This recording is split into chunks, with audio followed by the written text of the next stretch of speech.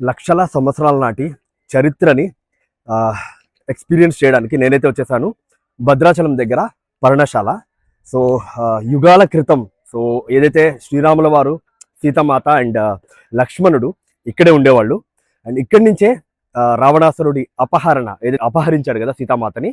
So ఆ place అయితే ఇదే. సో ఇక్కడే కుటీరం వేసుకొని ప్రభు శ్రీరాముల వారు అయితే ఉండేవారు. సో అది చరిత్ర. సో లోపల కెమెరాస్ అయితే అలౌ లేదంట. So that is the only thing. But నేనైతే లోపలికి వెళ్ళి ఎక్స్పీరియన్స్ చేసి సో ఎలా ఉంది, ఎంత అద్భుతమైన ప్రదేశం అనేది మీకు ఇది ఎక్స్ప్లెయిన్ చేస్తాను. అండ్ ఎప్పుడైతే ఒకసారి వ్యూ చూపిస్తాను బయట నుంచి, పర్ణశాల ఎట్ భద్రాచలం. సో ఇది భద్రాచలానికి 32 కిలోమీటర్స్ దూరంలో ఉన్న పర్ణశాల.